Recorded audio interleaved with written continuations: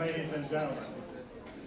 Welcome. My name is Father David Hollenbach, and it is my privilege to welcome you to this important event that continues our reflection here at Boston College on one of the most important events of our time, the genocide in Rwanda. Tonight's event is co-sponsored by the Globalization and Inequality series of lectures here at BC, by the Church in the 21st Century Initiative, by the Office of Mission and Ministry at Boston College, by the Margaret O'Brien Flatley Chair of Theology, by UGBC, the Global Justice Project, and the Boston Archdiocesan Office for Ethnic Apostolates. Please note that there are some sign-up sheets in the back of the auditorium where you can sign up if you would like to receive email notices of future events connected with the Globalization and Inequality series. Also, in the back of the room, there are copies of books by our speaker, General Romeo Dallaire, and by Sister Carol Rittner, who I will introduce in a moment, that you can purchase and which you can also obtain signed copies of. So let me introduce the person who will welcome our main speaker and set the background for our discussion this evening. Dr. Carol Rittner is a Roman Catholic nun of the Order of the Religious Sisters of Mercy, and she is the Distinguished Professor of Holocaust and Genocide Studies at the Richard Stockton College in New Jersey. She is the former director of the Elie Wiesel Foundation for Humanity in New York City and editor of the quarterly Perspectives on Genocide, published in the United Kingdom. She has published a number of books, including The Courage to Care, Non-Jews Who Rescued Jews During the Holocaust, Different Voices, Women and the Holocaust, The Holocaust and the Christian World, Pius XII and the Holocaust, and Will Genocide Ever End? Her film, The Courage to Care, was nominated for a 1986 Academy Award in the documentary category. And most recently, she edited a collection of essays entitled Genocide in Rwanda, the Complicity of the Churches. So please welcome Sister Carol Rittner, who will set the stage for our discussion.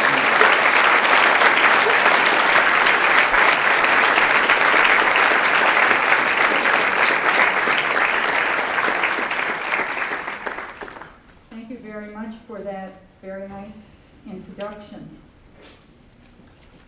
What can be said that has not already been said about the genocide in Rwanda during those terrible months of April, May, June, and July 1994?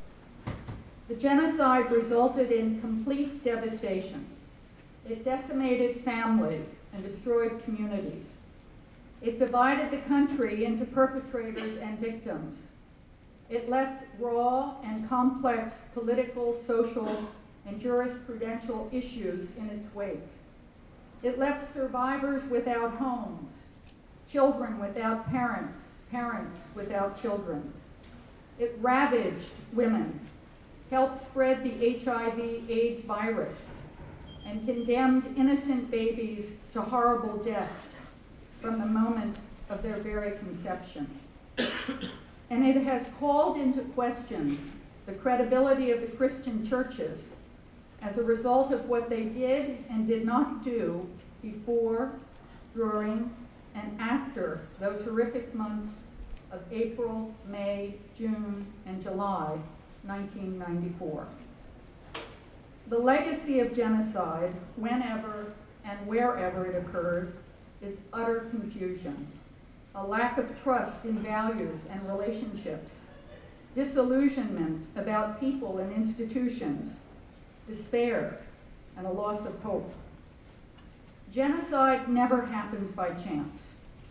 Nowhere was this more true than in Rwanda between April and July 1994, when thousands of hate-inspired Hutu extremists carried out a well-organized campaign of killing that left more than 800,000 of their countrymen and women dead.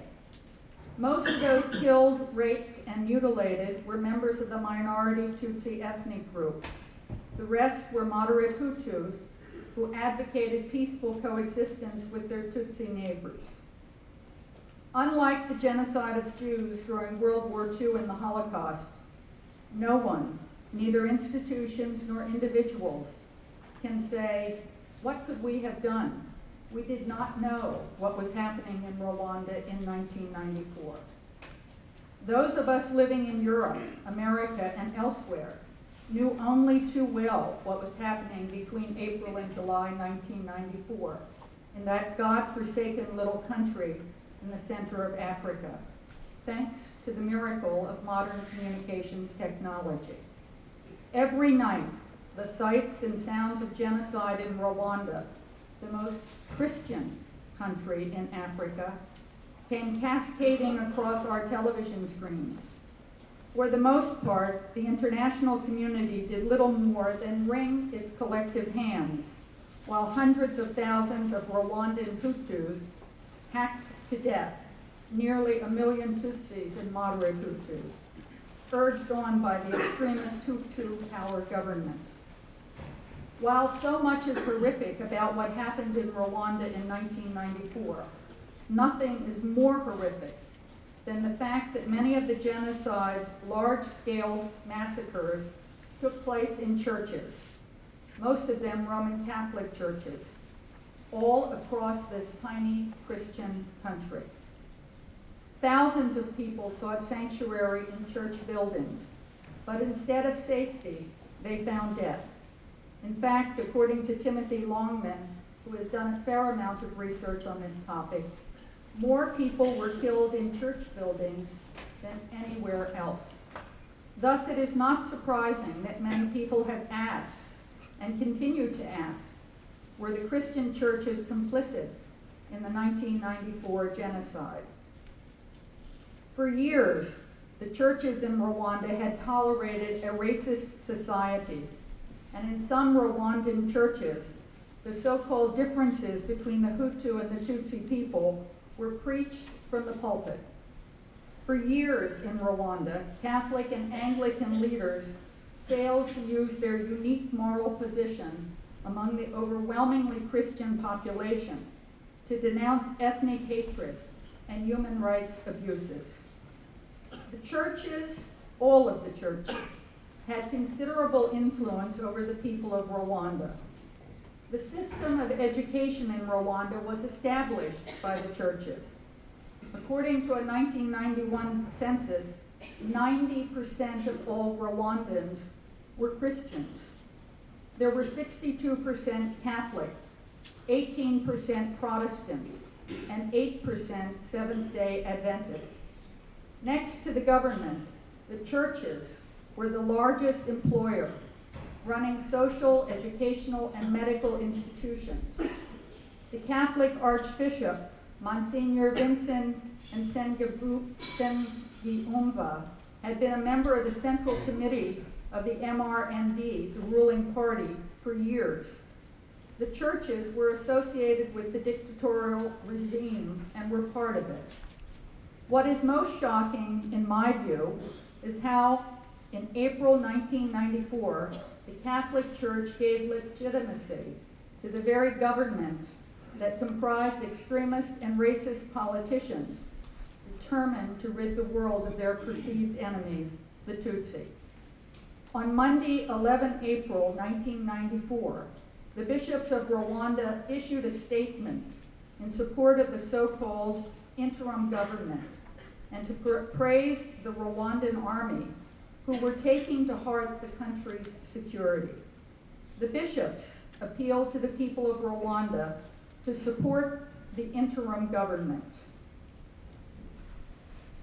Linda Melbourne, a British journalist who has been researching and writing about the genocide in Rwanda for the last 10 years, said that as far as can be ascertained, the first time the word genocide was used to describe what was happening in Rwanda was on Saturday, the 9th of April, 1994, in a Catholic church on the crest of a hill in Gikondo, a busy and populated area in Kigali, the capital city. In the complex run by the Palatine Missionary Order of the Catholic Church, there were a dozen Polish priests and nuns. It was an extensive campus, an imposing red brick building with enough rooms to seat 2,000 people, a community center, a print shop with an adjoining warehouse and separate housing quarters. For 2 days, terrified people had fled to the church, and hundreds were sheltering there. A mass was organized the morning of April 9th, and people began to gather in the church. During the mass, there was a commotion outside and the sound of shooting and grenades exploding. 2 soldiers of the Presidential Guard and 2 gendarmes entered the church. They began to check identity cards and told the few people with the designation Hutu to leave. Those people with the designation Tutsi were told to stay. One of the priests protested, but he was told by the gendarmes that the church was harboring members of the Rwandan Patriotic Army. The priest told the soldier that the people in the church were Christian worshipers, members of his congregation. But the gendarmes insisted and continued to examine their identity cards. A Presidential Guard officer arrived and told the soldiers not to waste their bullets because the Interahamwe, the Hutu extremist militia, would soon come with machetes. And the militia came in, some 100 of them. And threatening the priests, they began to kill the people, slashing with their machetes and clubs, hacking arms, legs, genitals, and the faces of the terrified people who tried to protect the children under the pews. Some people were dragged outside the church and beaten in the courtyard. The killing continued for 2 hours, and the whole compound was searched. Only 2 people are believed to have survived the killing at the church. That day in Gikondo, there was a street littered with corpses the length of a kilometer. The organized mobs that carried out the killing in Gikondo were working in concert and guided by Presidential Guards and National Gendarmes. The killing was done in broad daylight with no attempt to disguise the identity of the killers, who were convinced that there was no sanction against what they were doing. The killing was in full view of UN representatives and priests. Within a few days, the priests and the nuns of Gikondo were evacuated from Rwanda. In the days to come, the militia returned repeatedly to the church at Gikondo to make sure that no Tutsi was left alive. This is only one story among many, many, many stories. Such horrific scenes were repeated all over Rwanda, in churches, within their very sanctuaries, in convents and monasteries, in church-owned and operated schools and community centers. Perhaps you are thinking that it is unfair to cite this example of the church, whether we define the church as an institution or as the people of God. After all, one of the priests protested. He spoke up. He tried to protect the people, even if later, during the height of the genocide, he and the other priests and nuns were evacuated to safety. What would we, you and I, have done in that situation? I tremble when I think about it, because I honestly do not know what I would have done. I can tell you, however, what one Rwandan nun, a Hutu, did in a situation like that.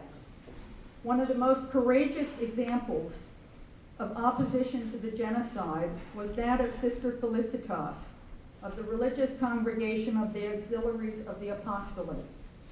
A Hutu, she had given shelter to many Tutsi in Gisenzi since the start of the genocide and had helped them across the border to Zaire.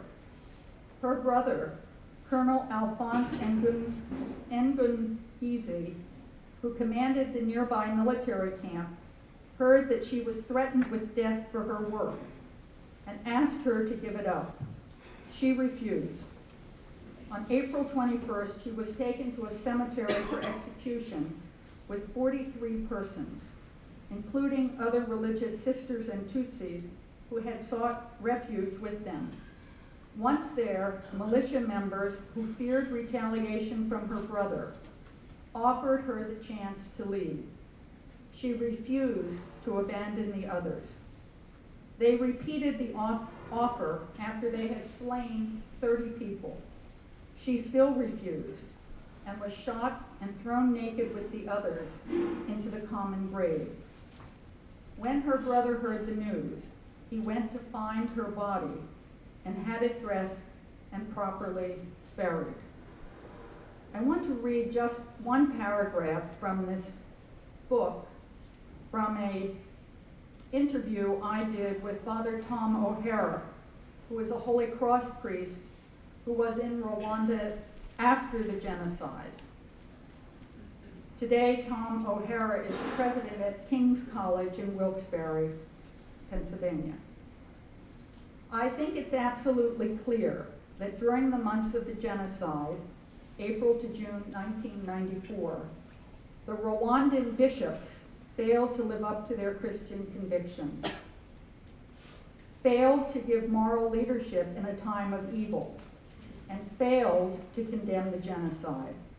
But they're not the whole church. They are only part of the church. We have to remember that there were Hutu Christians who lived up to the highest ideals of the gospel by risking their lives trying to save Tutsis.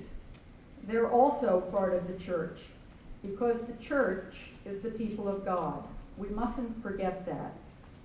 I don't know all that the church in Rwanda tried to do after the genocide, but whatever it was or is, I'm sure it's not enough. At the time of the genocide, General Romeo Dallaire was leading the UN assistance mission in Rwanda. Kofi Annan has said about General Dallaire that he has a remarkable and heroic record as a soldier, a peacekeeper, and a humanitarian. The United Nations only rarely witnessed the moral strength and military courage that he displayed during his time in Rwanda. No one could have done more to try to save the people of that country from genocide that tragically occurred there. As head of the mission, Dallaire was acutely aware that the signs emerging in the early part of 1994 threatened impending genocide. Despite the lack of support and the limitations of his force, General Dallaire exerted untiring personal and professional efforts to protect and save those he could. He was asked to leave Rwanda on 3 occasions, but chose to stay, along with a voluntary force formerly under UN command, in order to preserve human life. His personal actions and those of the men he led stand out as a powerful illustration of human courage and moral conviction. General Dallaire, he himself, his actions, helped to restore faith in humankind. Ladies and gentlemen, it's my pleasure to introduce you to Lieutenant General Romeo Dallaire.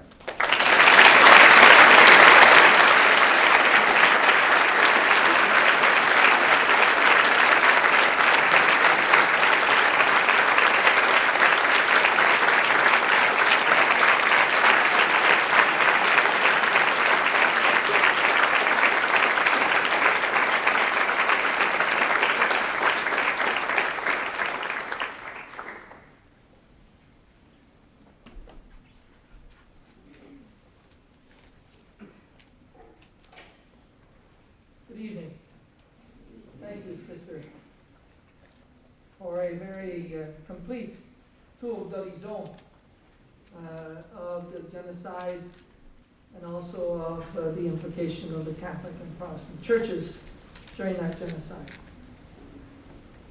I am here in the presence of a far greater person, and that is in the presence of Sister Marie Julien, who, with incredible courage, determination, risked her life on several occasions to come back into Rwanda, to negotiate with the extremists and the militia, and save several sisters from her order and also sister orders. And she stood out to us as one of those examples of not only the desire to protect, but also the courage to come back in, save, go back out, come back in, and do the same. And she was so successful that she even was able to maneuver the French troops, which I was never able to do, in giving her helicopter lifts and providing her with some assets. So, thank you very much.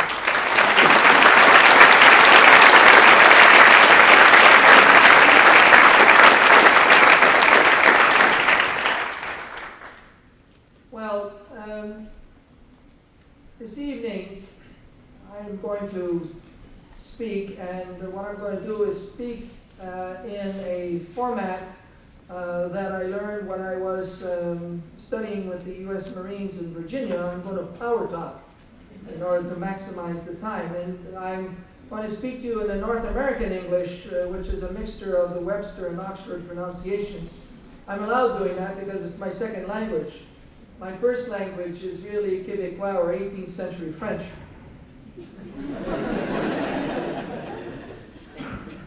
I learned English in the East End of Montreal in the 50s. My mother was a Dutch war bride, and she came to Canada knowing English, French, German, and Dutch. And she felt that I had to learn English, and the only place in East End Montreal where I could learn English was in the basement of an English Protestant school, and at a Cub pack. And so on Tuesday nights, this French-Canadian unilingual Catholic would go to the basement of this English Protestant school, and on Wednesday mornings he'd go to confession.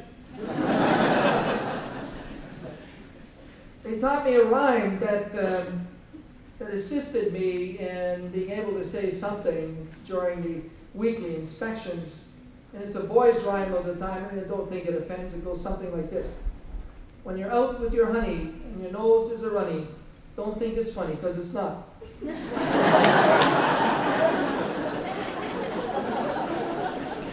I noticed some of you pick it up pretty fast, the others a little slower. It took me a year and a half to figure that thing out. Well, you've heard of the genocide, and you've got a feel for the exercise with the involvement or non-involvement of the Catholic Church and also the Protestant churches of Rwanda.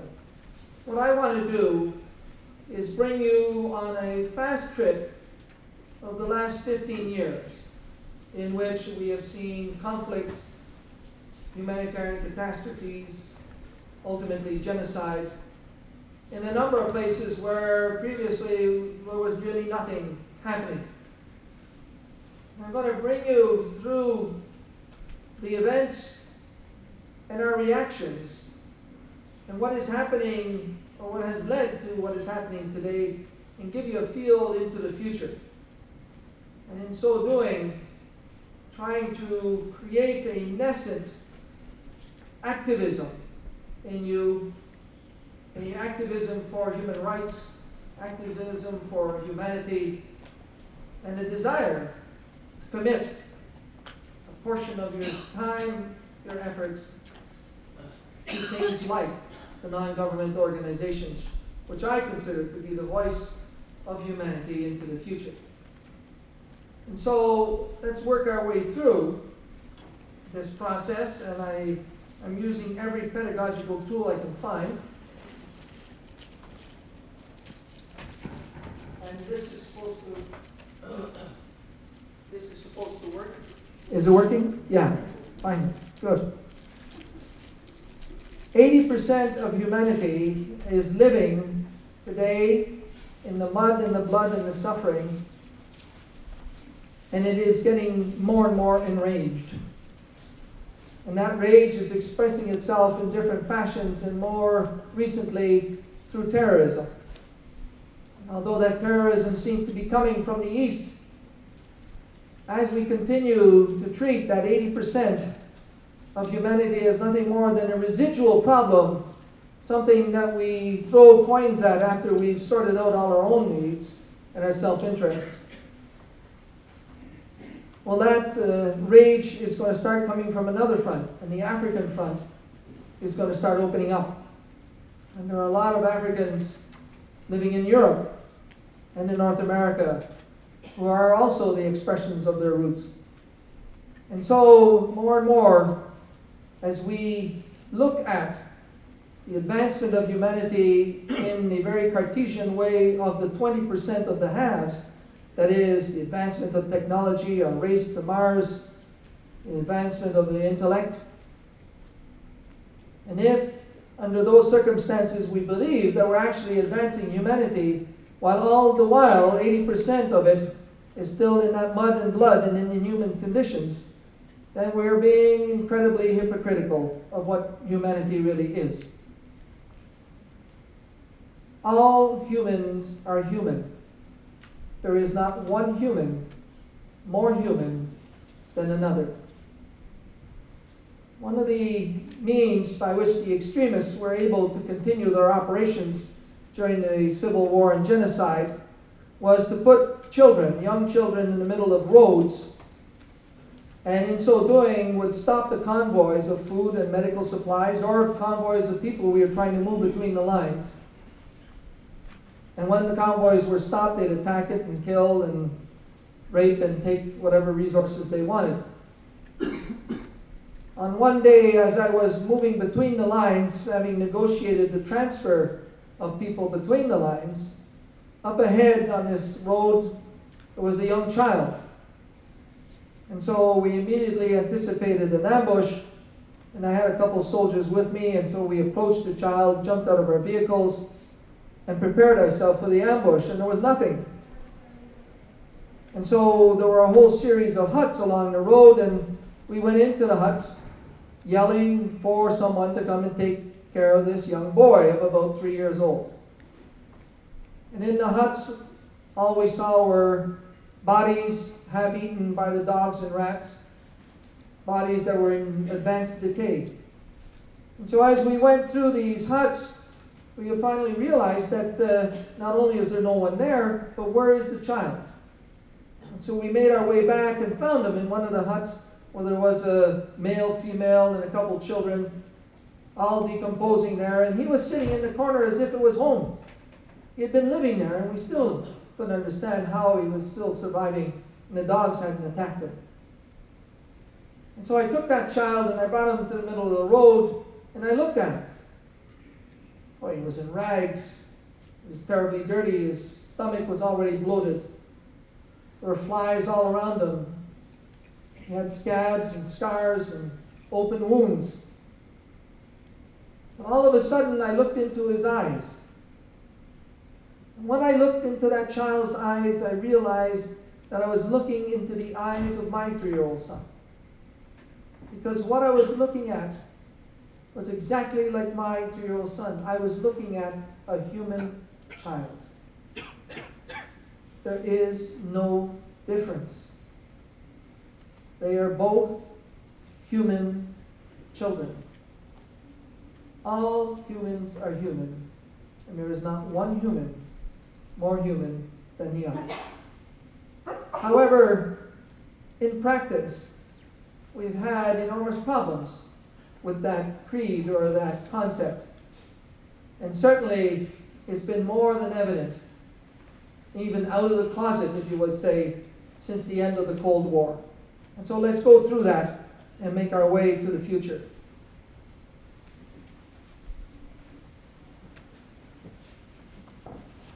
Will the great religions be instruments of reconciliation, of enlightenment, of the ability to break down the barriers into the complexities that we will face into the future? Or will they be instruments of separation, of difference, that will, in fact, prevent our ability to communion together into humanity so that we can one day, maybe only a couple centuries from now, be able to live because there will be no more conflict due to our differences. Conflict will be eliminated. And it will be eliminated in that time frame as more and more we continue to pursue human rights, the rights of the individual, and we move more and more from self-interest, not only individually, but nationally, politically, internationally, through the global process, and more move from self-interest to the higher level of humanity, of humanism. And so the role of the churches will be one of avant-garde, of progressive thinking, of leadership, and not one of being some of the most conservative bastions of our societies, which in fact cause significant differences that must be reconciled. Love thy neighbor did not stand up to fear and ultimately genocide in Rwanda. Will love thy neighbor stand up to the political, the security, and the economic challenges that we're going to be facing into the future, and that you will be leading us into a positive future?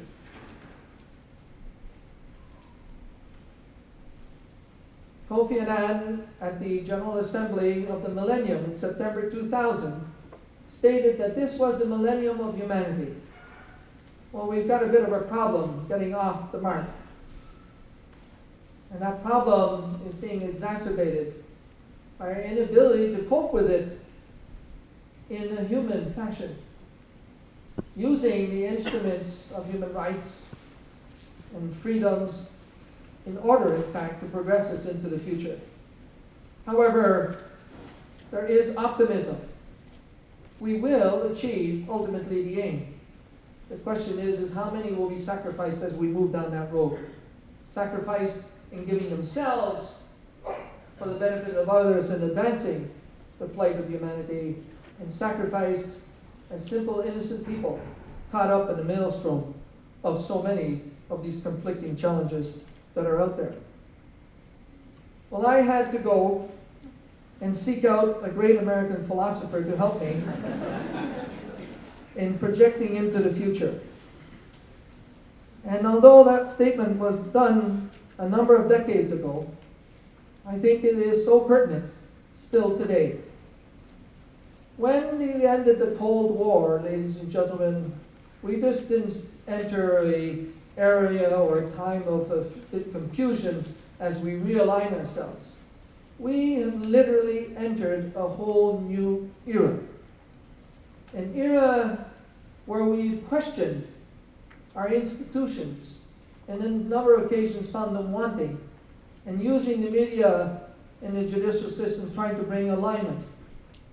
We entered an era of enormous complexity in the different challenges that face us and face our nations as we see other nations trying to move ahead in democracy, in human rights, and civil liberties. And so nothing is the same. It's not the same. And references to the past are crucial for attempts at understanding the complexity of today, and in fact, not surviving tomorrow, but molding it, influencing it, creating it, being value added in order to anticipate what's coming and prepare us accordingly. The old world order was relatively simple. The East and the West in a balanced exercise. An exercise that in the 50s, many of us were fearful, particularly of the nuclear threat. However, one can question today whether our security is better than it was in the 50s. For at least in the 50s, we knew who had his finger on the button. We knew what their references were, what their doctrine, what their ethics, what their moral standings were.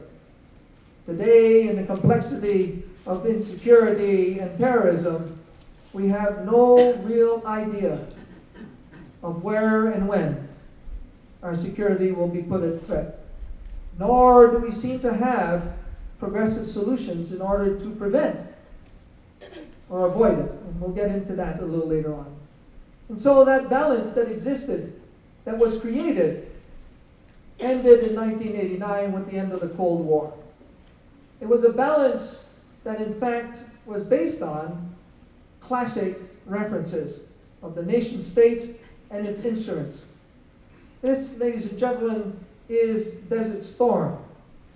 This is the dream of every conservative general that still, I'm afraid, so many serve. Small map, big arrows, all the classic weapons of war, a very definable line in the sand, a very clear objective, go in there and beat the Iraqis, a clear exit strategy, clear objectives. And so, when Norman Schwarzkopf gave the order, 600,000 troops moved in classic formation, using World War III technology and doctrine and concepts against a country that was still operating on the lines of World War I, and we won. At least we thought so at the time. The operation was successful. It was a classic use of force at a time when, in fact, we felt that such forces may not be needed anymore.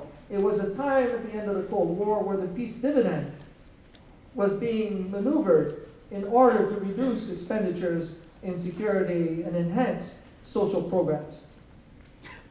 For the conservatives, both diplomatic, political, and military, the Gulf War was a godsend of the absolute essentiality of maintaining high capabilities in the classic use of force within the context of classic political nation-state structures.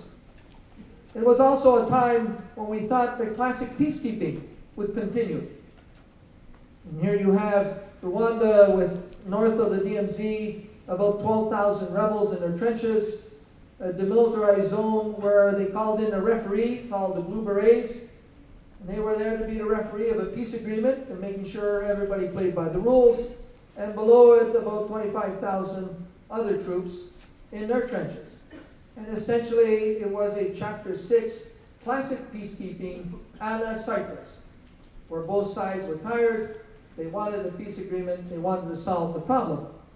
And as in Cyprus, it's been going on for 40 years, and may go on for another 40 years, the hope was that there would be reconciliation, and like Cyprus, the economy and the structures would advance.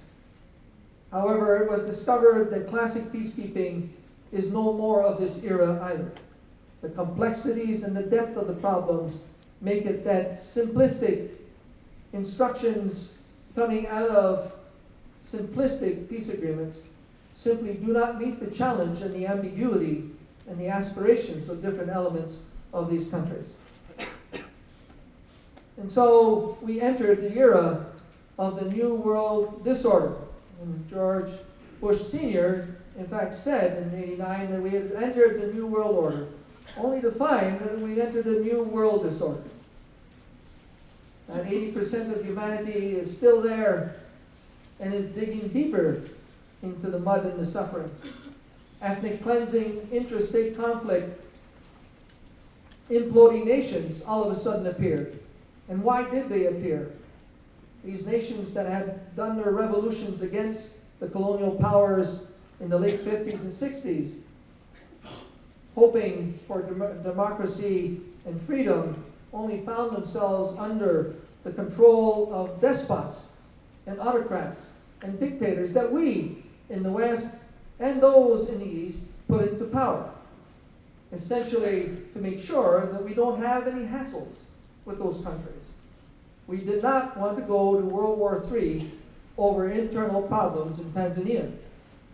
And so many of those countries were held under control, and multi-party systems and democracy were held back throughout the Cold War in order to avoid many of the complexities that come from nations trying to constitute themselves within a democratic process.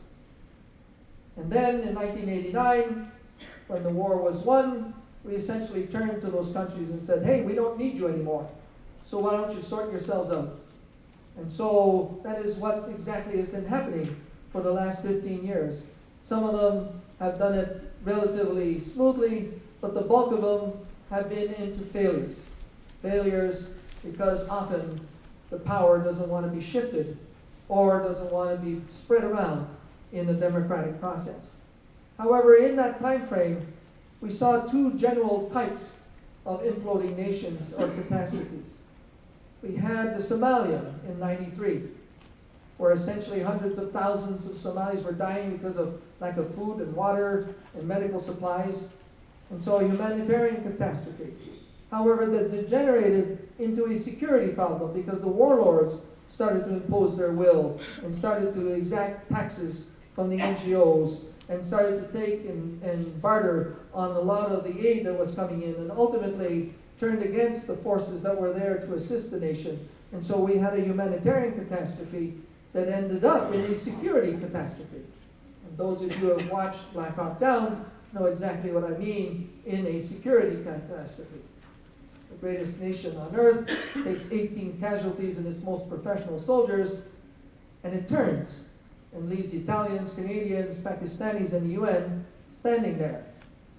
In that time frame, in that Mogadishu scenario, we also don't see in the film the fact that over 2,000 Somalis were killed as that operation was being conducted. And so we have the type of operation that started with a humanitarian catastrophe and ended up in a security situation that was impossible to maintain.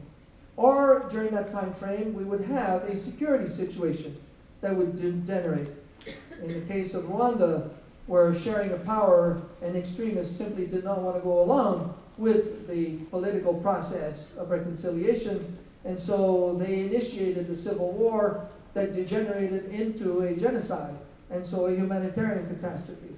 So you've got two variants, and throughout the 90s, that is essentially what has been keeping us busy internationally in many of these imploding nations, where human rights and democracy are trying to make their way, only to find themselves often stymied by the powers that be. Rwanda was no exception. Habyarimana was a dictator, benevolent, considered by some, a very practicing Catholic, as his family.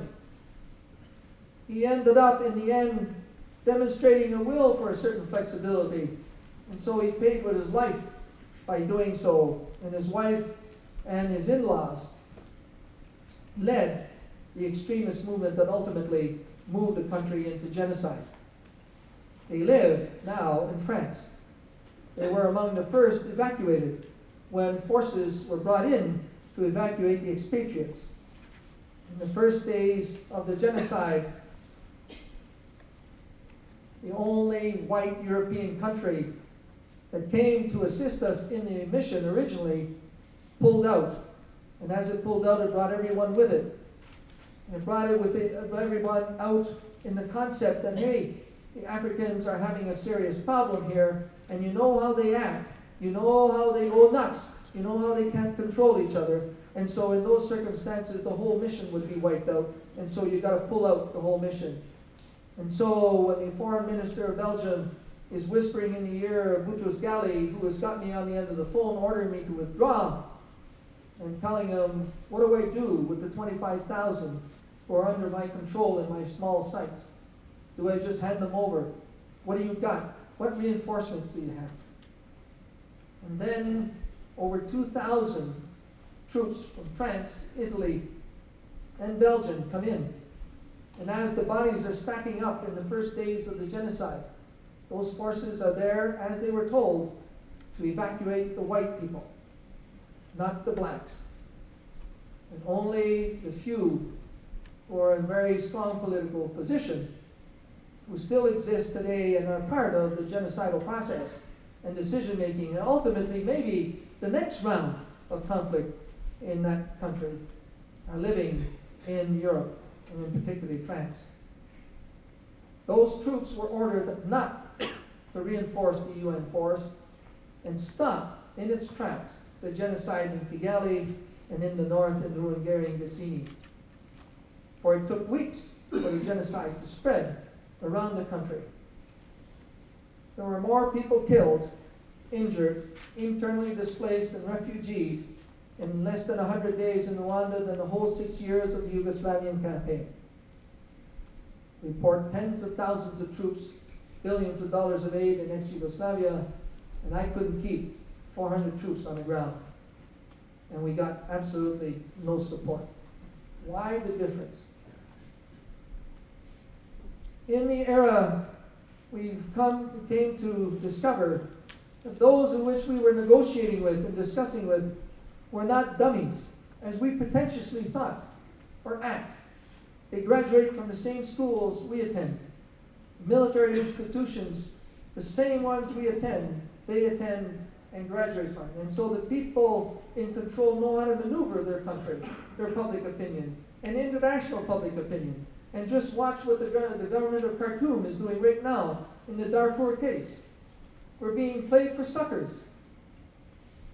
We're being used with the North-South peace agreement and keeping that in front of us as a reason for not intervening and saving tens of thousands of Darfurians and hundreds of thousands who are displaced and sick and God knows what else. They are very smart and capable, and they are always underestimated, and we seem to never gain the initiative in trying to bring prevention of catastrophes, let alone crisis management, in a timely fashion. We entered an era of no more classic warfare, and in fact the Gulf War, the Kosovo air campaign, and the recent run to Baghdad have been the only expressions of classic warfare. Everything else has been conflict. It's been between peace and war. And every one of them has had its own complexities and its ambiguities. And we have been found wanting, often ad hocing mandates and implementation, only to find that hundreds of thousands and millions have suffered by an ineptness and inability to get ahead of the game and not only prevent, but certainly try to resolve crises as they start up. We entered an era of incredible barbarity, an era where there was no sanctity, an era where they killed their own to make their point,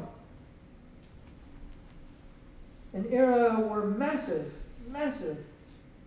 human suffering.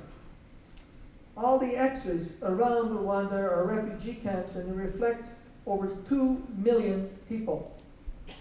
The O's inside are internally displaced camps, reflecting about 1.7 million people. How do you feed 2 million people twice a day? And they have nothing.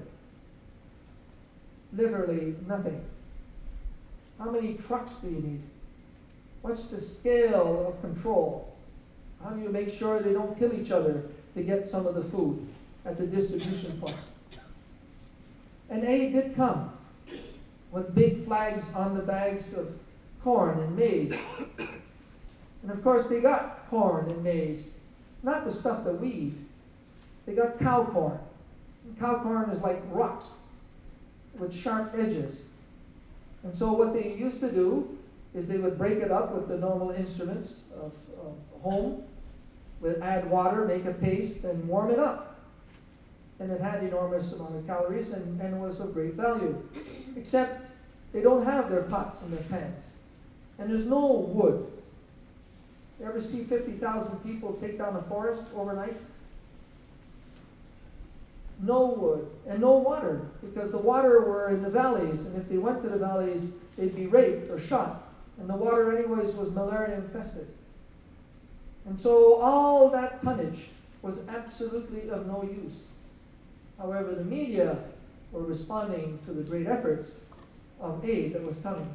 And what we discovered even worse is that the young children would be eating those kernels, and the edges would start ripping the inside of their stomachs until they were bleeding to death with the aid that was provided. Scales of human suffering that we couldn't imagine, and seeing it day to day. Seeing mothers on the side of a road with thousands of people walking by, giving birth, standing up, trying to pick up the child, falling down dead. Who's going to take care of that child? Who did? Did anyone? In the thousands, day in and day out. The children are the greatest numbers who suffered. Over 300,000 children were killed in that 100 days, and many of them by youths under the age of 18 in the militias. Nearly 500,000 were orphaned in a society that never had a culture of orphans. There was always somebody to take care of them. The scale of that suffering in the children, and also an era where we all of a sudden found new weapon systems appearing. That is a weapon system. That is a modern, low-tech, effective weapon system. We created that in this era. 9 years old. The weapons are often the discarded weapons of the end of the Cold War. First generation of very light machine guns that a 9-year-old can maintain, can shoot effectively, can carry the ammunition because it's so small. And these weapons will last 100 years. Unless you destroy them, they will pass on from hand to hand to hand. There is an estimated 600 million of these weapons distributed in the world. And even your nation, like mine, when we don't need the weapons in our own forces for self-defense or defense of our self-interest, weapons that last about 20 years in effectiveness for us, do our politicians order the destruction of those weapons? Or do the bureaucrats say, hey, there's a couple of bucks to be made there saving tax money, and we sell them to a country that we hope and should meet the criteria of responsibility? Except, how long do they keep them? And who do they sell it to? And who's the fourth person who's going to have it? And the fifth one? $3 a weapon. 9, 10, 12, 14, 16 boys and girls. Right now, close to 400,000 are child soldiers. Over 50% are in Africa. 40% are girls. In demobilizations that we attempt, for every 1,000 boys, we end up with only about 20 girls. The girls are too important. Girls not only can fight and lead in the front and in the support structures, but they're also the sex slaves and the bushwives. And we're just bordering in certain conflicts where the children of the bushwives are now of age, 9, 8, to be able to be employed as new child soldiers. And what do you do facing child soldiers? There's a sergeant who was under my command and had a small patrol of about 15 soldiers. He arrived at a village, as so often happened, and the massacres had barely been finished. And they were taking stock in the village, and no one was alive. And as they were doing that, the small church doors opened, and out poured about 100 men, women, and children. And this is very unusual, as the sister described, because normally what would happen is they'd pack these places, telling people that they were safe, they were sanctuaries. And then they'd surround them, and then throw a couple of grenades in, and then the militia would come in and hack and slash, row by row by row. It's a very tedious job. Adults are rarely killed outright. You had to hit them 3 or 4 times. And so many of the people would take 2, sometimes 3 days to die, piled up. Men, women, and children. People would buy the bullet in order to be killed outright and have to suffer the machete hits. And so in this case, they hadn't yet cleaned out or slaughtered the people in the church. And so the sergeant gets on the radio and calls to his headquarters and says, hey, I need transport to bring these people to a safe place. And so as he's calling, from one end of the village, there's about 30 boys like them with machine guns.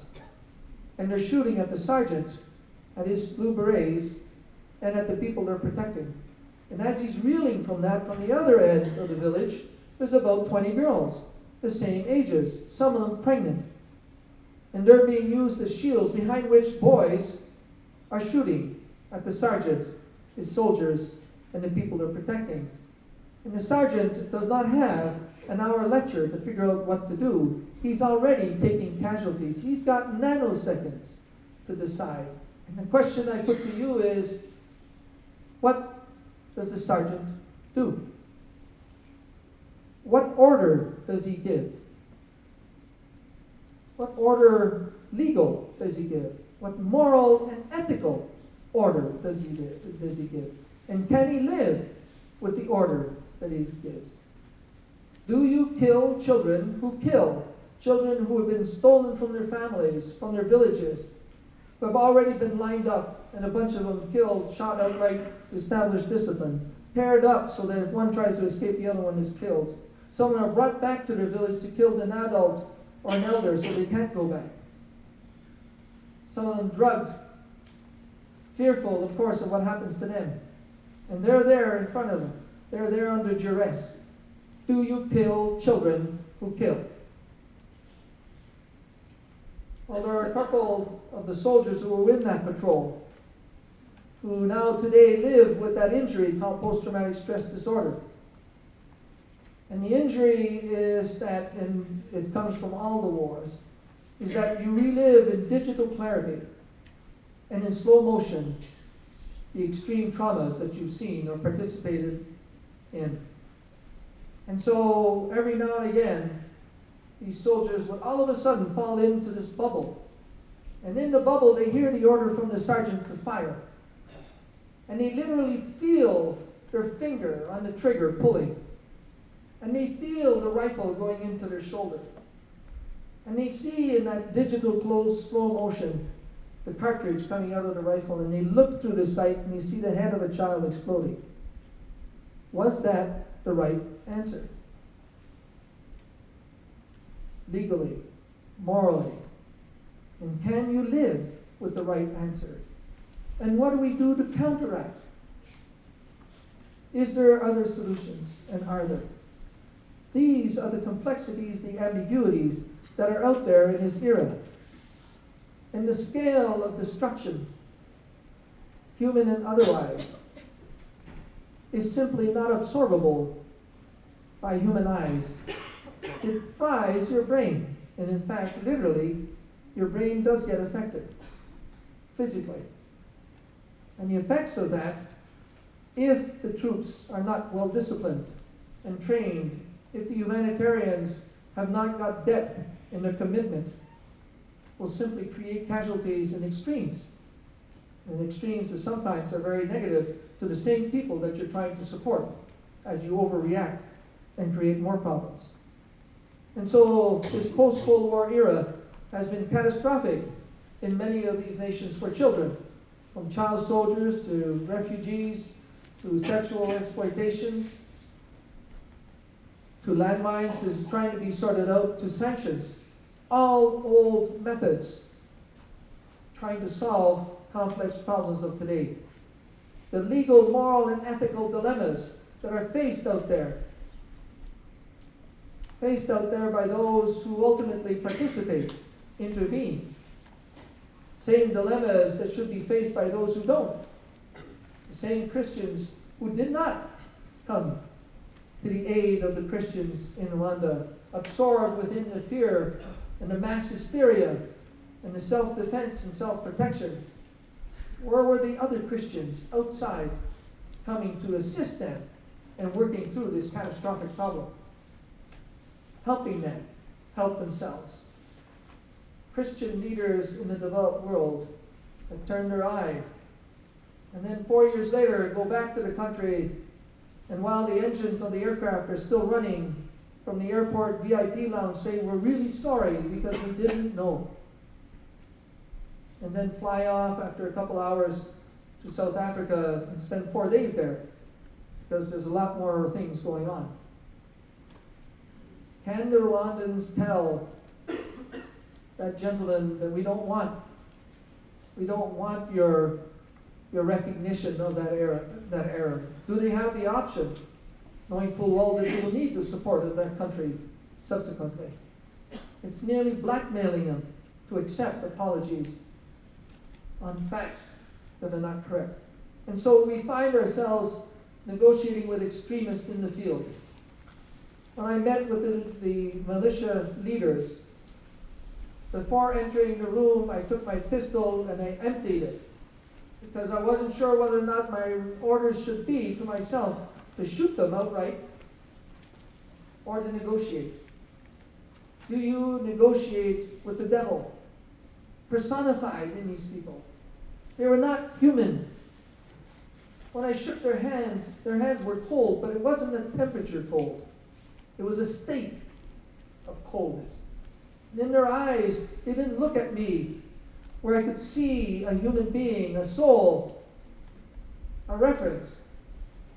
They were eyes that reflected destruction, abuse, eyes that had absolutely no reference to humanity. They came to negotiations with blood on their shirts. And they outright said, okay, we'll stop killing in this area to let you go through. But we'll start up an hour later. With no capability on our side to do anything because nobody was interested in Rwanda. And so, from sovereignty, that is an excuse that's still used in Darfur today. If a nation does not protect its own people, is that government worthy of governing that people? What do we expect, or what is the level upon which we gauge intervening or not? In Rwanda, the radio station was in fact a genocide station and explained how to kill not only the mothers but the fetuses, and gave all kinds of descriptive lectures on how to do it, and incited. And in a nation where education is very low, and in fact the radio is, in some villages, nearly the voice of God, well, actions were taken accordingly. And so when I asked for a capability of finding with electronic warfare where the emitter was, or jamming it, answers I got, not just from the UN, but from sovereign states who had the capabilities, and I saw some of their aircraft in the air monitoring, was Rwanda is a sovereign state, and communications is of their purview. And so no one provided me with the assets to be able to find that station and neutralize it because of sovereignty. We give up some of our sovereignty here in North America for trade. How is it that we can't give up some of it or work with it in order to give us capabilities to respond and prevent crises in the world? Sovereignty is no more an absolute. Nationalism is an instrument that is dangerous, ultimately, and creates divisions instead of trying to bring, more often than not, peoples together. And so we entered an era where even those who are there to help are killed. And that raises the question of whether or not we continue with the principles that we've all been educated on. My mission, the analysis thereof, what the casualties might be, what do I need to be successful, then my personnel, if they're trained and motivated and got food and medical supplies and the equipment, and third, myself, am I qualified and can I sustain the operations? Well, we entered with Mogadishu an era where priority 1 and priority 2 are often switched. In these missions, where the national security is not at risk, where there is absolutely no strategic value like Rwanda was in economics, resources, or even geography, do you spill blood in those countries to assist them? Can your government sustain the pressure of the losses in assisting these people to try to save themselves and to stop the conflicts? And so more and more we have been seeing from developed nations that the priority number one is your personnel. Bring everybody back home safely. That's priority number one. Priority number two, well, we'll do the mandate as far as we can without taking undue risk. And the question morally is, if you've got a mandate this wide, but your assessment of risk brings you this wide, are you actually conducting the mission that you've been given? And can you morally say that you've done what you could in order to achieve it? The commander of Canadian Air Forces in Kosovo was asked, as the F-18s were coming down, "Commander, what is your job?" And his instant response was to bring everybody home safely. In that case, we should have sent Boy Scouts. If you're sending forces in a dangerous place, casualties will happen. And I'm amazed at the strength of this nation in front of the casualties that it's been taking in Iraq. Far beyond what so many of us thought the nation would handle. An extraordinary commitment to that mission. And so, what we've found, however, in many of the UN missions is that, one, the commanders will not risk accomplishing the mission properly if their troops are in harm's way. And two, in the accomplishment of those missions, there is no ethical or accountability references on not doing the job to the maximum of your capability, because ultimately many of these missions have absolutely nothing to do with your self-interest, be it security or otherwise.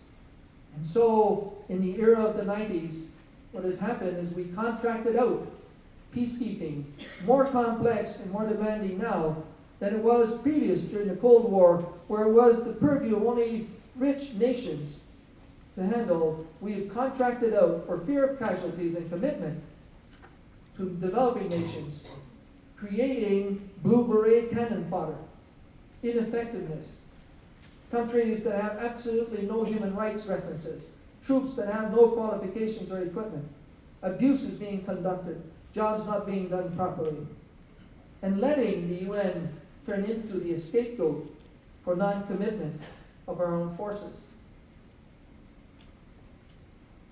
6 weeks into the genocide, this nation finally agreed that it was a genocide. I had been asking for 5,500 troops to stop the genocide. An estimated 350,000 had been killed by then, and already hundreds of thousands displaced and refugees and injured. And so I finally got the mandate on the 17th of May, 94, to get these forces and to use these forces to stop and protect people. However, the only countries that had the capability of moving forces there in time were the white developed nations. Mine and yours and Europeans. The only ones that had the qualifications and the strategic lift and the ability to come in within 10 days in order to stop dead the genocide. The first troops that came in exactly 2 months later. They were African, they were Ethiopian, they had no equipment and no capability. And the genocide was already over. We can talk and give mandates, but we don't commit. And so, in that era, we stated and created a pecking order of humanity. Those that count and those that don't count. In fact, we brought forward much of the hypocrisy of the colonial era of racism to the forefront. And so as an example, in Rwanda, it was only black Africans, of which there were too many anyways in the country, killing themselves in very simplistic tribalism that ultimately will stop, and then we'll throw some cash at it and send some do-gooders, NGOs, and then we'll carry on from there. However, Yugoslavia, wait a minute, These are old empires, the Ottoman Empire. These are old religions. We've studied that, analyzed that. Some of them were our allies in World War II. We know some of them. They're here in Europe. They're white. Our security, our self-interest. And so at exactly the same time, we were pouring tens of thousands and billions of dollars in Yugoslavia. Are all humans human, or some more human than others? The Brits went into Sierra Leone late, outside of the UN. Why? Because there was a sense of guilt in an ex-colony. And so they used effective forces and mandates, which they did not give in the Security Council to the UN force that was on the ground, the French in Côte d'Ivoire. And so we created scenarios outside of the UN, where single nations are leading coalitions without the transparency and the impartiality of the UN. Are they doing it for self-interest, or are they doing it for humanity? And are they doing it out of guilt? And if so, what about the nations that will end up orphan nations, where there is no sense of guilt? We created a situation in which we have established a pecking order of humanity and a pecking order of our commitment. And it's dominated, ladies and gentlemen, by self-interest. And if that wasn't complicated enough, look at this. And if you can read that, raise your hand. I throw in my French-Canadian background. The Pearl Harbor of liberal democracies, the awakening of liberal democracies, the assault on North America. People in other parts of the world cannot understand the trauma of that assault in this land. And Canadians live it with you. We entered another scale of depravity in humanity with terrorism. Every law that which we use as references, that which sometimes we fiddle with and put aside, every one of those laws are of no use in regards to trying to apply them to terrorism. They operate totally outside of that. And there's enormous pressure being put on security and security forces and on you regarding our civil liberties and human rights, and whether or not we should fiddle with those laws to try to sort out this problem. And if you go down that road, when do you know the problem is solved? How far do you go down that road? How much of the civil liberties are put under pressure and taken away in order to establish our security? And once it's done, or we think it's done, will we go back to that? Will we be able to make our road back up there? And so any movement, acceptance of torture and such actions, open up a door that is unethical, immoral, and against the whole principle of why we've been working in these liberal democracies to establish freedom, expression of oneself, and human rights. We are in a very reactive, dangerous mode. And we could end up just like the famous story that the operation was a success, but the patient died. And so, realizing this new world disorder, and possibly that the instruments that have been used over the last decade, 15 years, have not been functional. All this peacekeeping and intervention in humanitarian has been ad hoc, with relatively no success. Cost us fortunes. People have suffered and died and continue during that period.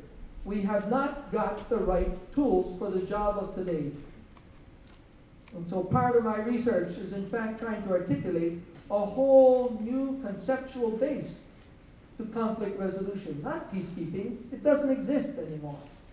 Conflict resolution. I'll give you an example. We don't even have the right lexicon for it. I spent 35 years in NATO, and we all learned the action verbs. And the diplomats have action verbs, a little slower sometimes, but they're pretty long. And so we knew what attack and defend and withdraw meant. All of us knew. Even the Russians knew what it meant. And then all of a sudden in 93, I'm given the mandate to establish an atmosphere of security, given to me by diplomats and politicians. And the questions are, what's establish me? Do I defend the nation as I'm demobilizing the two armies against another one? And what's an atmosphere of security? No weapons? Everybody arrested? What are the limits? And if I'm not sure on the limits, how can I give orders to the corporals standing at the barrier, and whether or not they should use force or not? And in the moral and ethical dilemmas he and she are going to face down there, what is my responsibility in clarifying it? And so we entered an era of ambiguity and complexity for which we have no norms, no references. We're fiddling our way through. And we cannot continue to have diplomats that only know diplomacy and generals who only know how to fight.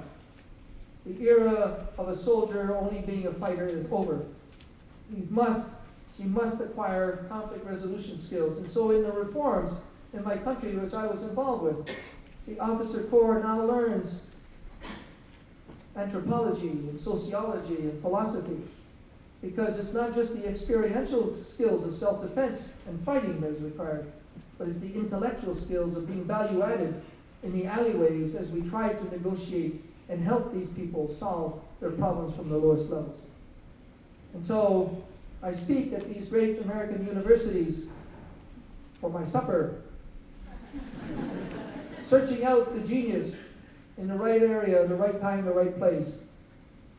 We want clear vision and precise ideas and concrete proposals, and that's why we're working diligently to try to get as close as we can to that. And we hope and pray that out of all the political structures that we have in the developed world, that we'll find a statesman or a stateswoman to rise above the politics and ego and be able, with humility, change course and adjust us to meet the requirement, and ultimately commit us in advance of crises happening. And so I'm ending with the following. What is our future? We can't continue to ad hoc our way through and fiddle and overreact and hope for the best. But that 80% of humanity is not going to let us do that. And if you don't do and involve yourself in trying to bring solutions to humanity for humanity's sake, then you can revert to self-interest and say that that rage will continue its assault on the developed world. And it will multiply. It won't reduce. And in that circumstance, where do we all end up? All of us and all our institutions. We can build a wall around North America, and don't let anybody in, and racial profile and put all kinds of security measures in, and fiddle with our fundamental rights and liberties until they get it right. And in so doing, hoping that nobody gets in. However, the risk of creating within terrorism can also be substantiated as we continue to put the squeeze on our fundamental rights and liberties. Or we can resolve it at the source. Ladies and gentlemen, one of the major solutions of the future is that international development cannot be a residual anymore. It must be mainstream, like health, welfare, and defense. It can't be what's left over. It can't be fiddled with. 80% of humanity is out there, and we cannot say that humanity is advancing if it stays like that and continues to exist like that. And we cannot be so bicéphale as to go absolutely nuts when one of our own is being abused by our judicial system, but in the same newscast, watch as tens of thousands are being slaughtered only 12 hours away by aircraft in our global village. The era of being able to contract this stuff out and hoping for the best is over. The commitment is crucial. We must make development a mainstream activity for humanity's sake. And if you can't absorb that, well, for self-interest and your own security's sake. And so we need a new generation of leaders multi-skilled and multi-disciplined. We need you, as a nation, to go and kick in the butt the middle powers who are not pulling their weight. And middle powers are Japan and Germany and Canada and Belgium and the Scandinavian countries who are getting off scot-free or fiddling on your coattails. They are not committing, in particular to the UN, to offer other options to the big powers. And I was watching a movie on D.H. Lawrence, post First World War, and the big powers were the French, the Brits, and the Americans. Well, who is it today? Same gang. The big powers cannot continue to attrit itself in these bush wars. The big powers must be held in reserve and permit the middle powers to take on much of that load and be supported politically in their efforts. And I'll give you the example is the following. My country did not join Iraq. It didn't join it because it was done outside of the UN. And I do not believe in any single nation-led coalition that operates outside of the UN, because I don't believe, even if it's only an impression, I don't believe in the transparency and the impartiality. However, we failed you, because at the same time we said we won't go in to do that fight, we didn't say we'll build a capability to assist you when the fight is over.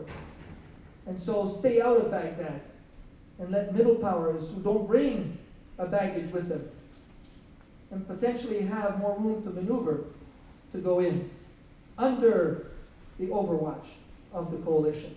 We didn't offer that. We knew the Iraqis ultimately would suffer.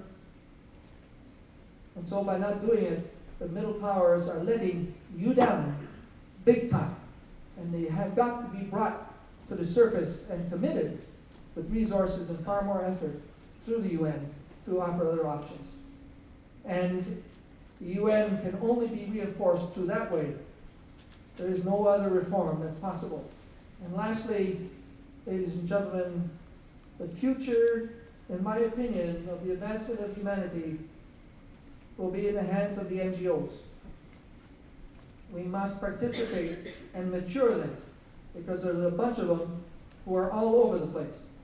And they fundamentally believe in human rights, except a few ones we're worried about on the edges.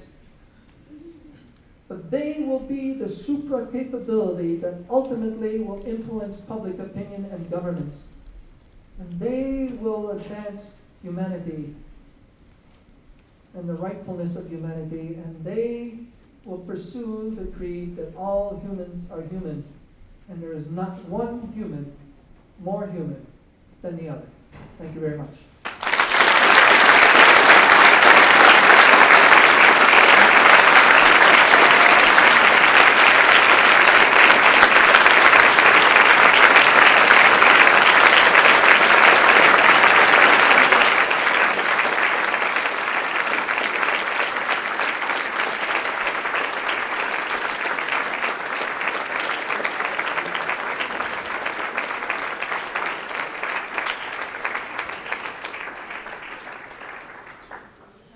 On behalf of you all, I sincerely thank General Dallaire for his talk tonight, which gives us an indication of the kind of man who sought to come to the aid of the people of Rwanda.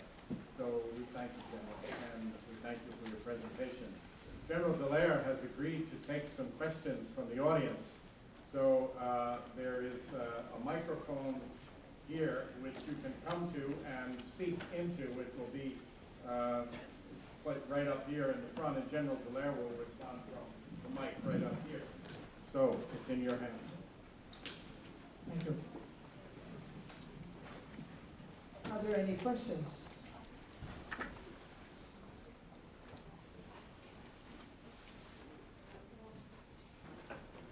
Are you the student designated to ask the question?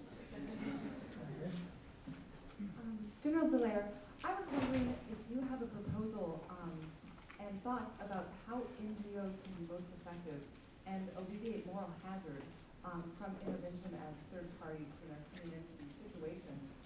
For instance, in Rwanda, how would the NGOs have operated effectively there to actually deal with the situation? Because it seems that there's a lot of other risks that are involved, and they could create much more of a moral hazard by becoming involved.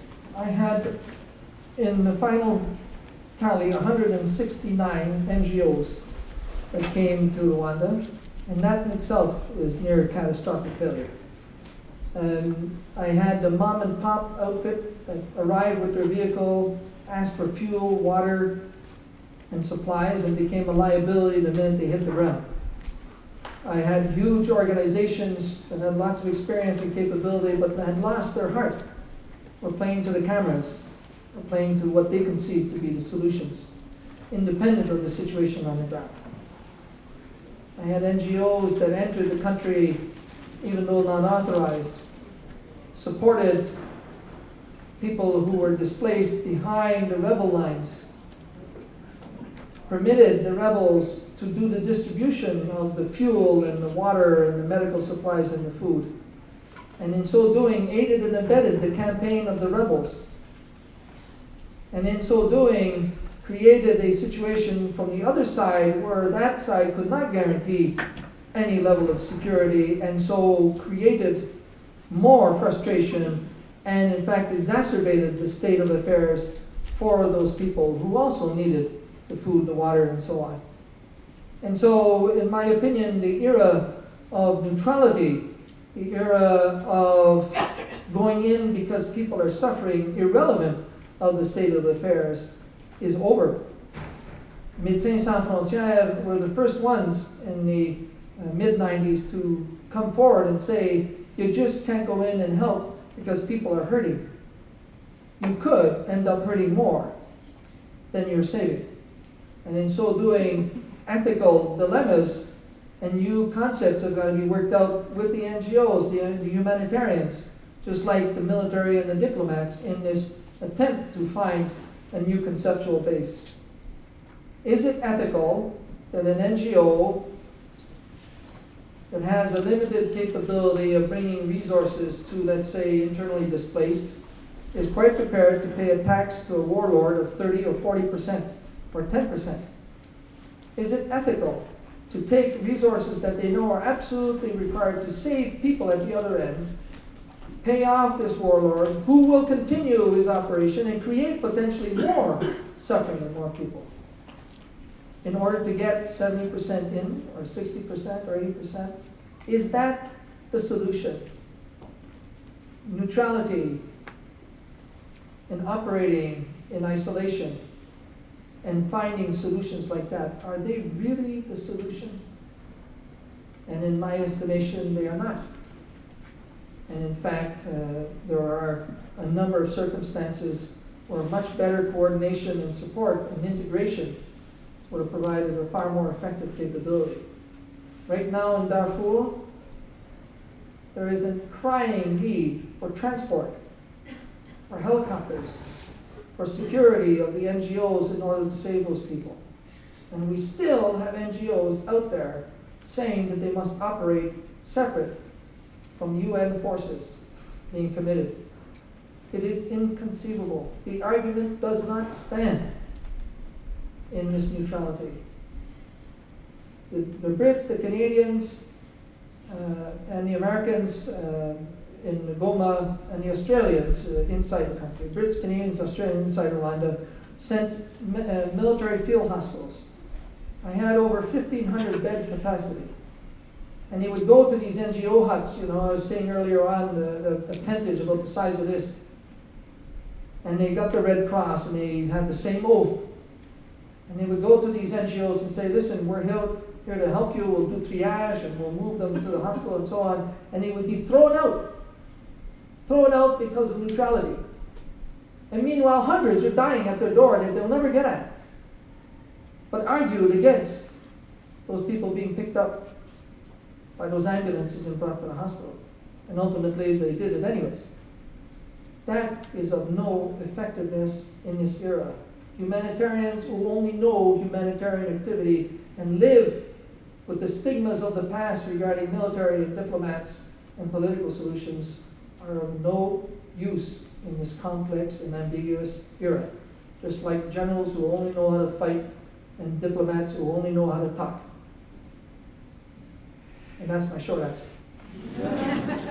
Thank you for the question.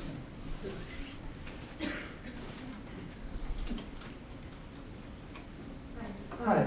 General Dallaire, when you say that the United Nations organization is the only way to have the transparency and the impartiality that we need in these situations, how can the UN then be really effective when it becomes so gridlocked by the Security Council or the sovereign nations that are in charge? Yes, that's an excellent question. When I was in Rwanda and I was arguing with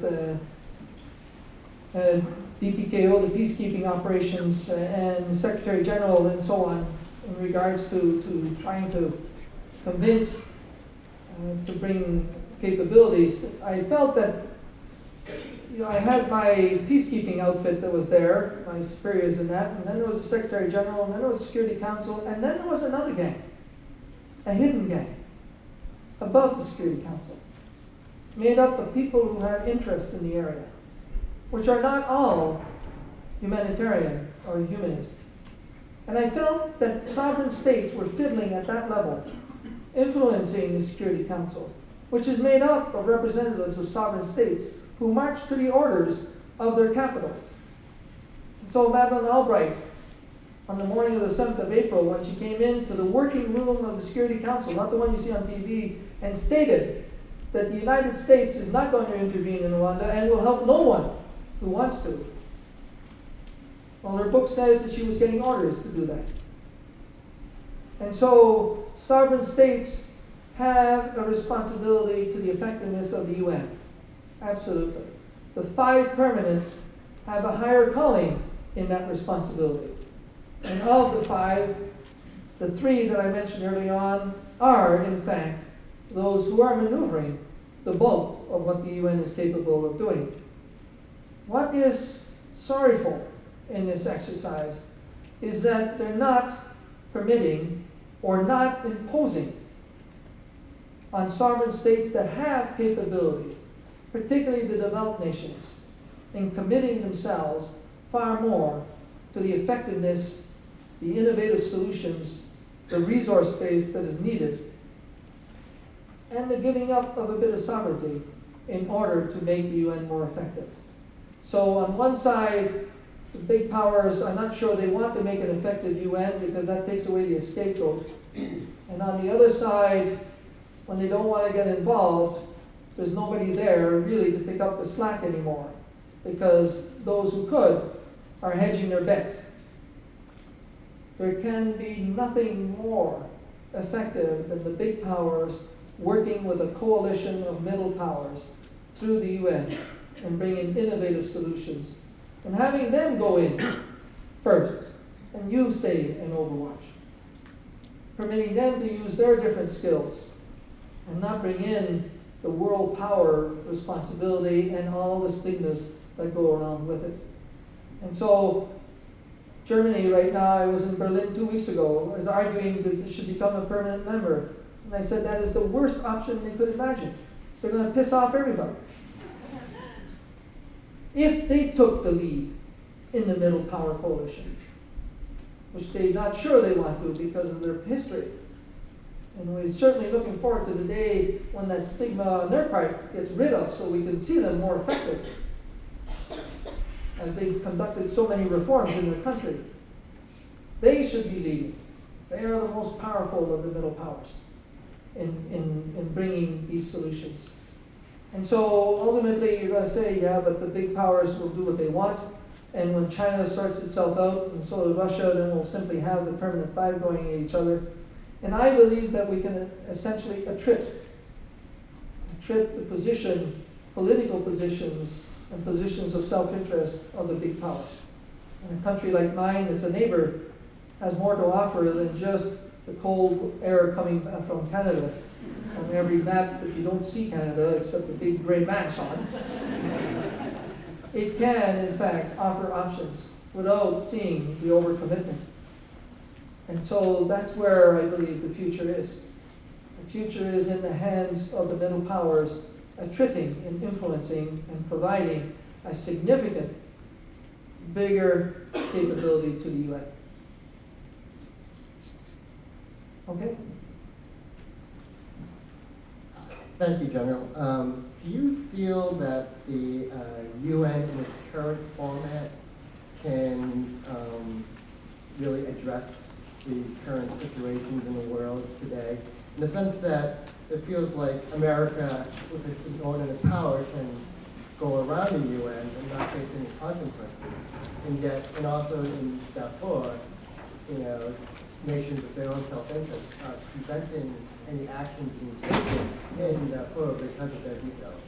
Yeah, that's a very good point. In Darfur, the last people that should come on the ground there are Americans, Brits, and Frenchmen. I find it always interesting to go and speak to your military colleges, staff colleges, and war colleges. And I don't know how many of you have seen the movie Patton.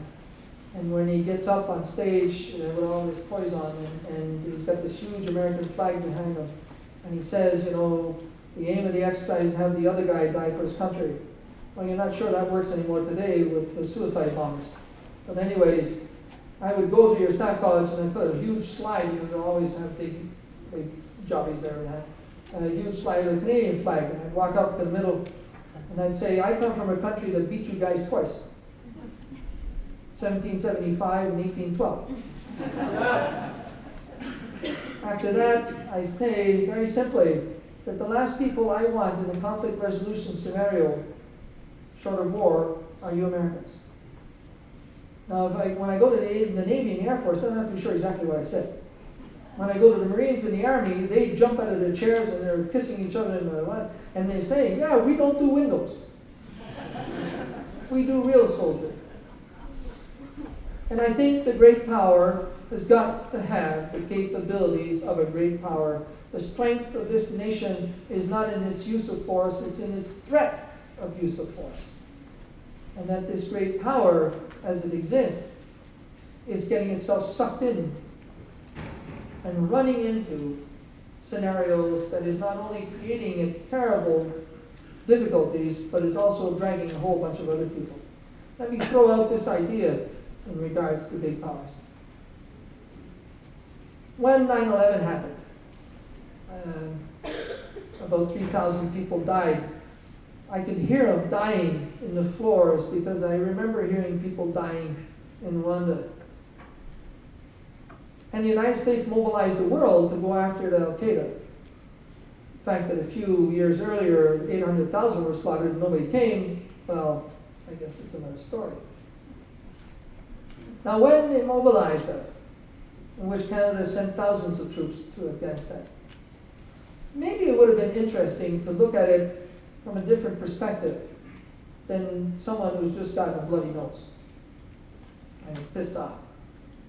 What if the option had been to bring the coalition with the UN, a better sanction from the UN than they had, go in there and look for these people and bring them to justice. Bring them to the International Criminal Court and take 20 years or 25 years to prosecute them and learn the jurisprudence and the international law that is needed to apply the absolute called justice. And during that time, tell every other wacko who's trying to operate with impunity that sooner or later we're going to get them too. That might have been an option than going shooting up the place, fiddling with some of the conventions, and establishing a much more complex security scenario than was in fact required at the time. And we failed. We tripped over each other, we failed in UN, we failed to advise, and we went in headstrong. And we're failing right now. The UN should be maneuvering every possible means to assist the Americans to get out of Iraq.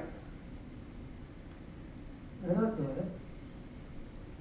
They're not doing it. And in the end, the Iraqis are going to continue to suffer and be oppressed, and you're paying a terrible price. It doesn't have to be that way, in my opinion. Next question. it's evidently clear that already 135,000 people have been killed in Sudan. No one's going to do anything. 3,000 African Union troops arrived yesterday, and they're not allowed to stop any killing. Essentially, what happened in Rwanda is happening again in Sudan, this time in slower motion. Where do we go? What can we do now that the time frame is longer? It seems that awareness has been raised, yet still no action happens. So part of me says, if we're relying on NGOs to do the humanitarian work, will there come a time where we're going to have to rely on them to do the security work?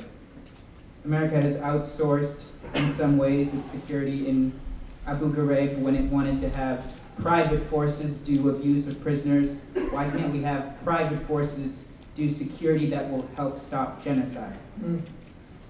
I guess you can extend that and say, why doesn't the UN have its own army to do that? And I think that is the worst of scenarios possible.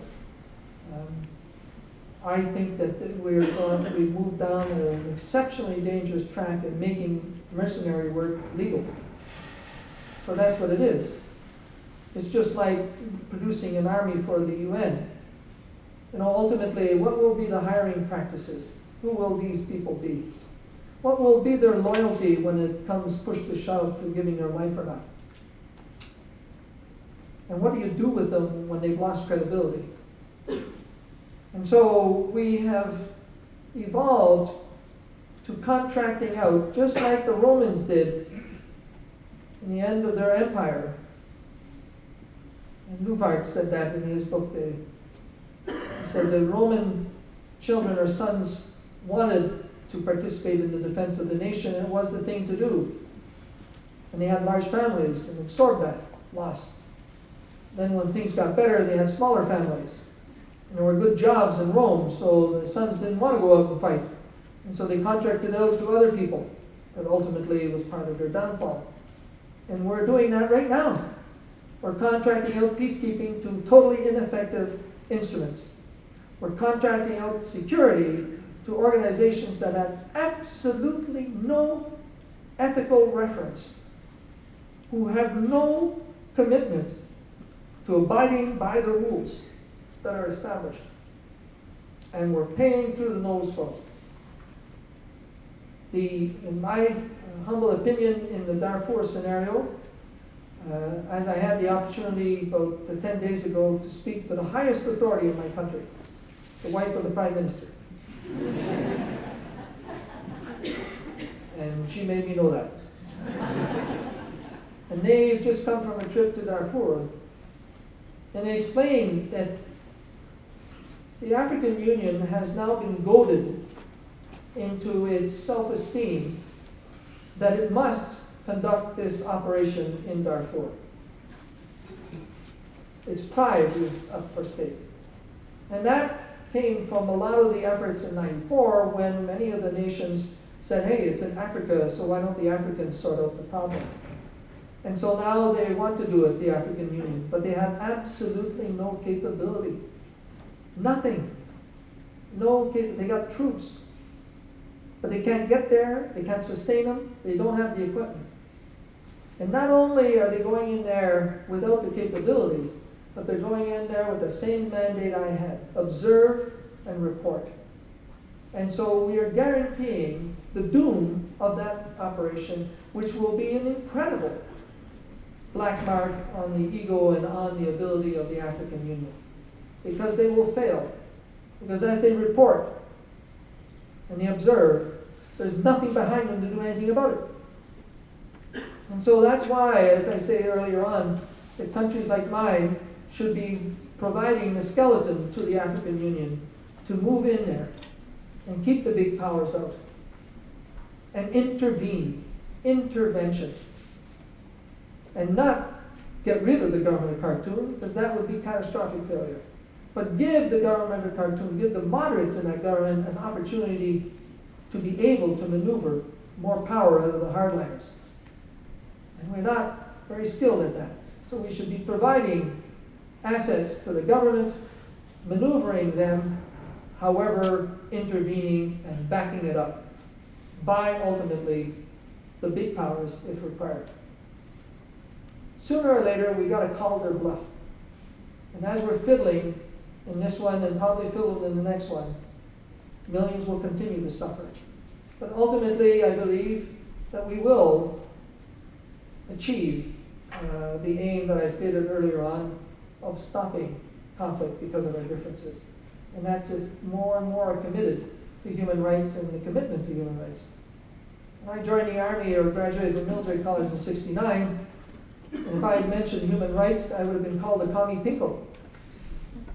Today, the military forces not only study it, they devour it, and they apply it in the field. So if we can move conservative institutions like that, we can ultimately move the pressure of humanity. So yeah, am I idealistic? But if I wasn't optimistic that this and the time I've got to commit to this over the rest of my lifetime is not worth it, that there isn't an ultimate aim, then there is no value in me standing here alive today. Yes? Myself, I would like to know how you perceive the relation between the church and all those issues. From what happened, for example, to Rwanda, the sister was talking about the failure of moral authority. And the fact also that many of all those problems, let's say, for example, the terrorism, is linked to the religious factors. So I would like to know if, from your experience, for example, in Rwanda, if there were a kind of relationship between the UN or those who are supposed to intervene, working together with the church or the religions which are there, in building the reconciliation. Because I think, for example, from what is going now in Rwanda, okay, genocide has already done, but now that we are working for reconciliation, do you think that the church has something to do, and how you from outside can perceive the relation, for example, of the responsibility of a pastor like the church? Right. In Rwanda, the most opulent of embassies and ambassadorial residences was the nonce apostolique. He was also the head of the diplomatic corps. The sun hadn't risen yet on the morning of the 7th of April, and he was already gone. The Catholic bishops, Anglican bishops, during the negotiations in trying to break the political impasse, showed their hand on 2 occasions where the solutions they were proposing were essentially solutions that were going to favor the hardliners, not necessarily extremists, but the hardliners. And in so doing, did not provide another option that was left to my political leader, the representative, the Secretary General, or myself, of negotiating from another angle. And so we ended up with the British, the French, the German, and the American ambassadors, and my political boss and myself, trying to figure out the political impasse where we could have had a very powerful ally. Now, not only that, is that as I was operating on the military side, the political side got into this impasse. But on the military side, we had the Joint Military Committee. So the head of the rebels and the head of the army and the gendarmerie, we met fairly regularly. And we were able to exchange information that was not getting through on the political side. But I also was able to start maneuvering with the moderates in the government forces and gendarmerie. And the moderates were looking for an ally. They knew that most of the units were infiltrated by hardliners from the north. However, they felt in the south that they could coalesce. If they could count on another force to support them in getting the word out, they, as they say, would have been probably far more prepared to sacrifice themselves in trying to undermine from the inside the very tight structure by the hardliners and the extremists.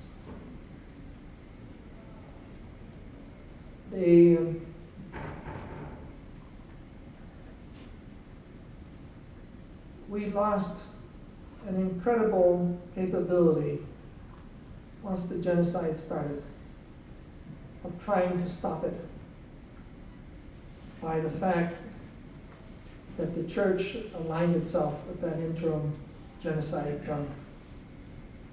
If we would have been able to maintain a certain level of neutrality and support in those churches and missions,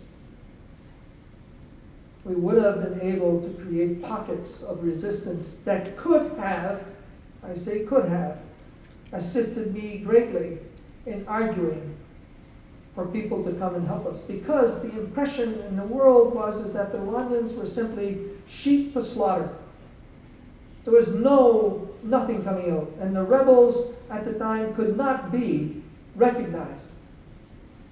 However, if there had been pockets of resistance, pockets where in fact people were screaming to be helped, and to the extent where we could have made that much more in evidence, like coming from every church in the country, that could have goaded, I think, some of the world powers to give us another look than purely the fact that it was very complex, it was very dangerous, we had gone through Mogadishu, we had already taken casualties in Africa, it's another mess.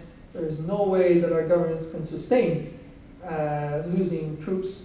NGOs is fine, but troops is not in Africa. I think that the escalation of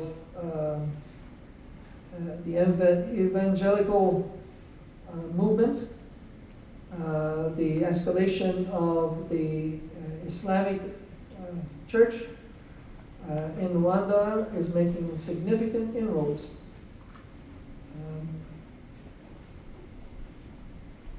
The leadership in the country is Protestant, generally speaking. It is the diaspora of the Tutsis. They are working in an exceptionally complex reconciliation concept in which they're arguing that there should be no mention of Hutu or Tutsi. They have the same language, religions, and cultures, and so you just forget about that, and we're all Rwandans. And I think that's a very gutsy but risky instrument of reconciliation. The Tutsis who survived the war have been treated as if they were collaborators by the diaspora. The Hutus who have survived the war are in an extreme position of minority in any of the structures, political, economic, and so on. I am not sure what the Church of Rwanda is doing now. The Church of Rwanda. Because a lot of its leadership got disseminated also. The Tutsis wiped out 3 bishops and 13 priests in one operation. And they did that because of the collaboration of those people to the extremist movement. It went berserk. It was supposed to be arrested, but they were ultimately simply killed outright. The church can be the instrument of reconciliation, as I stated earlier on, or it can be an instrument of division. It cannot be an instrument of conservatism. It must be open.